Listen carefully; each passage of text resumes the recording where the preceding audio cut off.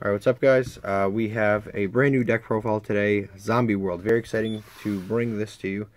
I like this deck quite a lot. It's a very fun control deck. Must always win because no one really has outs to this. Alright, so how do we do this? Alright, we play 3 copies of Doom King Balderok. The whole deck is to just throw him onto the field as quick as possible. I mean, you get him in the graveyard and then he comes back during the standby phase. Very good card.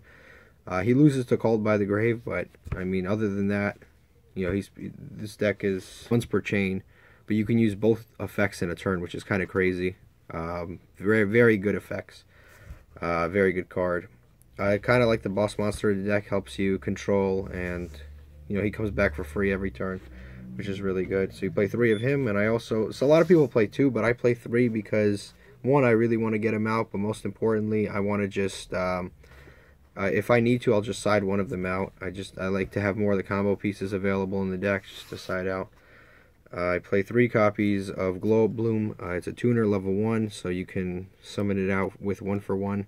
But when this hits the graveyard, you can banish it, and if you don't have a Zombie World on the field, you get to add a level, I think 5 or higher zombie monster to your deck, which is usually Doom King. And if you do if you do have Zombie World, you get to summon him. If you don't have Zombie World, then you get to just add it to your hand. So that's basically what you're going to be using it for. It's once per turn, but very good. You play 3 copies of Necro Banshee. The reason, again, I play 3 because the type of deck that I play, when it all makes sense when I reveal everything. But I play 3 of this. I don't play any terraformings. You play 3 of this. When you can banish this from the graveyard, quick effect, and you could activate Zombie World from your deck immediately. Gets around Ash Blossom, very good. And it banishes itself for cost, so you can't really chase it down with a Call by the Grave. But definitely a very good card. That's why I played it at 3. And again, the win condition is to get Zombie World on the field. I'll explain the full win condition after this. You play 3 copies of Shiranui Solitaire. This card you tribute, and you can summon a tuner with 0 defense, which is always going to be Unizombie. But also you can summon Glow Up Bloom if you really needed to. But it's pretty good card there. It can get Ash, but we play things to get around Ash and other hand traps. We play the Shiranui engine. We play 1 Shiranui Spearmaster. When this card's banished, you get to when this card's banished, you basically get to pop a card. That's mostly what you're going to be using it for. Then we have Shiranui Samurai. This card, during the battle phase, you can banish from your graveyard, have it gain 600, but its other effect is when it's banished, you can add back a Shiranui monster from your graveyard to your hand and go through your entire combo all over again. And we play 3 copies of Unizombie. This card, you can make a monster on the field gain 1 level, and then send a zombie from your deck to your graveyard. Which does so. This card does so much. And then send a card from deck to graveyard, a zombie, which is really useful. You can send anything, you know, Mizuki. You can send any of the Shiranuis. You can send any of these combo pieces from the beginning, Balderok. You can send Glow Up Bloom. You can send Necro Banshee. It really helps with all of those things. And then second effect is you can discard a card and then increase a level by 1, and you can just use it on itself, so it doesn't even matter. You don't have to use any synchro plays. It makes no difference whatsoever. You don't actually have to go through any synchros. You can just link this away, so it doesn't even matter what Balderok. And we play 3 copies of Mizuki. A very important card for the deck. You banish it, summon any zombie monster from the graveyard. Has great interaction with Vampire Sucker. Incredible interaction. Lets you draw your turn and during your opponent's. You can banish it to summon another zombie monster from your hand, which is good. Then we play 3 copies of Ash Blossom. It's a zombie, has great cohesion with the deck. And maybe a Necro Banshee for a Ghost Spell, but I don't think there's enough graveyard effects. Like, there's a good amount of graveyard effects in the meta, but I just think that I'd rather have the main combo pieces than more hand traps. But these are the only 3 hand traps that I'm playing. We play 3 copies of Zombie World, mandatory. You could even play Terraformings, but I'd rather play the Necro Banshee. Basically, this deck, because they can't tribute anything but zombies. Also turns all your opponent, like all monsters on the field and in the graveyard zombies. So it's very good against True Dracos, and it's very good against Raw Sphere mode. It's very good against Lava Golem. It's very good against Salamangreats because they can't even make Balinks. Like it's good against a bunch of random things. And one of the main things about this deck is you really have to enforce, absolutely, you have to enforce the fact that everything is turned into a zombie. So you have to be a very vigilant player and kind of be looking, okay, hold on, that card says you can't do that. You can only do that with a spellcaster. Hold on, that card says you can only do that with a dragon. Like, you have to be very vigilant and enforceful with this card, because I mean it's one of your major advantages. So we got 3 copies of Zombie World. Then we've got 3 copies of Instant Fusion, 2 copies of Super Polymerization. Would play 3 if I could. I really wish it was at 3. This is one of our only going second options, because most of the time we're going first with this deck as much as we can. We always want to go first, but sometimes you lose a dice roll, you gotta go second. But this is a very good card to draw. Your opponent can't respond. You have a bunch of targets in your extra deck. I think it's pretty much Glow Bloom that we're getting to. If I'm not remembering something. Yeah, probably just Glow Bloom, but it's good because you can just 1 for 1 summon out the Glow Bloom, link it away for Linkuriboh, activate the effect. So pretty good. 1 Foolish Burial, always good for zombies. And that wraps up the spell cards. Next we play the trap cards. 3 copies of Shiranui style Swallow Slash. I can't believe this card's common. It's the best Shiranui card by far. You tribute a zombie monster, pop 2 cards on the field, which is good against, this is how you beat Mystic Mine. You pop 2 cards on the field, and then you can banish a Shiranui from your deck. So you will typically, because you do this at the end phase so they can't do anything about anything. You just set a bunch of cards during the end phase and you pop everything. And you typically banish this, because when this is banished, it helps you pop another card. Or you banish this, because it brings a monster back from the graveyard. A Shiranui monster. So, in general, those 2 cards are pretty helpful. And then my favorite card, Rivalry of the Warlords.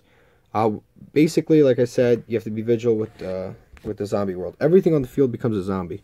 So, like, let's say you have this, and then your opponent normal summons just anything, right? What's a monster?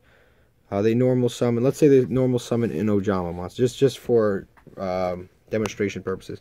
They summon an Ojama, you flip Rivalry of the Warlords. Everything on the field is a zombie. So and everything in the graveyards. They can't summon a monster from their hand or deck that is not a zombie. So they cannot summon any more Ojamas. They cannot summon any more Armed Dragons. They cannot summon any more anything. They can't summon anything that is not a zombie from their deck or their hand. Only from the graveyard. Most of the time, like, when you have that lock, people will just scoop. Like, it's a free win. It really is. And then they have the side deck, and they have to think about, how do I get around this? But definitely, this 2-card lock right here is just disgusting. Because if they just summon a monster that's not that good, they're locked out, and then you can make plays as much as you want. Normal summon or special summon from any of those spots. They can set, but I mean, like, what are you going to do with 1 set card? You can't even link with a set card. But very, very good. You can create a little quick auto lock. But that is like the heart and soul of the deck. This is more of a control-based variant of the deck than really like of legend drops, because it has a new card, but we'll talk about that in the future. Alright, we played 2 copies of Draco Necro, Nether Soul Dragon. This card requires 2 zombies to make. It's an instant fusion target. Zombie World makes everything on the field a zombie. So you can just fuse away anything. It doesn't matter how good they are, what they're unaffected by. It doesn't matter if they can't be targeted. It doesn't matter if they can't be destroyed. It doesn't matter. You can fuse them away. Really good removal. Some of the best this deck has. We play 1 copy of Starving Venom. Fusion Dragon, your worst matchup is Thunder, for sure. But other than Thunder, this deck can deal with most decks pretty well. But Thunder is definitely a very tough matchup, so you got to have a little bit extra stuff for Thunder. Play for the Instant Fusion, 1 copy of Thousand Eyes, 1 copy of Millennium Eyes. This card, so this card you can take your opponent's monster and take its attack, and then no other monster on the field can attack except for Thousand Eyes, but you just link it away, so it doesn't matter. And then this card, this is the first thing you're going to do is activate Instant Fusion. You're going to put this on the field. If your opponent activates an effect, you can attach that monster, negate that effect, and then attach that monster to this card on the field. And like, let's say you activate Instant Fusion, summon this, and then you summon Unizombie, activate Unizombie, tribute it to I'm sorry. You activate Unizombie to send a monster, and your opponent just tries to ash you. You can take their ash, attach it to this, so you basically get around hand traps, which is very important because this deck loses pretty hard to hand traps. So definitely a very, very important card. This is, again, you got to play the Instant Fusion engine if you don't want to play the Called by the Grave. I'd rather use Instant Fusion because it gives me extra zombies. Then we've got one Reaper, what is it, Reaper on Nightmare. Alright, Reaper on the Nightmare. This card, you basically Instant Fusion out to level 5. It counts as a Fusion Summon. If it goes to the graveyard, you can use Mizuki to bring it back, and this card can attack your opponent's life points directly, which is really, really cool. Plus, or you can make Omega. Because the levels just add up perfectly, which is really really cool. But again, its effect is really good too. It can't be destroyed by battle. If it attacks, and it can attack directly, and when it inflicts battle damage, it can take a card from your opponent's hand, which is really good because you're putting them in a lock already. But yeah, like the Synchro Monster Replayer Psyframe, Lord Omega. This one you can banish from your side of the field and then banish a card out of your opponent's hand, which is really cool. And then we have Beals, which can't be destroyed by battle or can't be destroyed by card effect. And then it gains attack equal to whatever damage you take as the player, which is really good. So it can have like endless attack. Good card. This card, when a zombie monster is special summoned from the graveyard, you can draw a card, which is really good because you will usually start doing this during both players' turns. But more important, and also its lesser effect is that you can special summon a zombie monster from your opponent's graveyard to their side of the field. Usually don't want to do that because you're giving them a free monster. The only reason you would do that is if you know for a fact that you can easily just get over it. So you might want to get a free draw. Like let's say they have a hand trap in the graveyard. You summon the hand trap back because it's like they're not going to do anything with an Ash Blossom on their side of the field anyway. So it doesn't matter. You can easily get over it. So sometimes it's decent, but most of the time you don't want to use that effect. You play one copy of Shiranui Skill Saga Supremacy.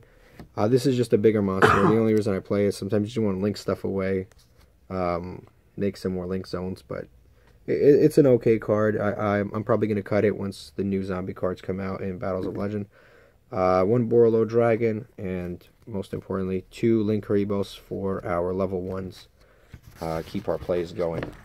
Alright, then we've got very important side deck.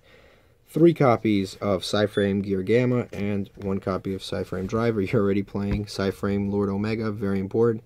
This card interacts well with Shiranui Solitaire because you summon Shiranui Solitaire, you tribute the Shiranui Solitaire, it's no longer on the field, and then your opponent tries to ash you, and they can't ash you because, I mean, they can ash you, but then you just summon this, negate the ash, and then make an Omega, which is really an awesome play. Additionally, it gets around a few cool, it has some cool interactions with this deck in terms of synchro summoning and linking, because you just activate Zombie World, turn these into zombies, and then make a vampire sucker for free. So yeah, very, very good card for this deck. Definitely a good side deck card. The whole side deck is either dealing with back row heavy decks or dealing with Thunder Dragons, which are our worst nightmare. We got 2 copies of Artifact Lancia against Orcust and Thunder Dragon. Got 3 copies of Raw Sphere Mode again. Thunder Dragon, kind of Orcust. 3 copies of Red Reboot. This is for the horrific Mystic Mine, sometimes Altergeist. Although this deck doesn't have that much trouble with Altergeist because it makes their interactions a little weirder, making them all zombies. But 3 copies of Red Reboot, pop 3 cards. It's very good. And then 3 evenly matched, again, back row decks, also going second is hard with this deck. But definitely, very cool deck profile. Have been having a ton of fun playing this deck. It's a fun control deck, there's nothing you could say about that. And then also, I'm going to probably revamp this deck in about 2 weeks when Battles of Legend comes out, because there's a decent zombie support coming out. So thank you for watching. Let me know what you think.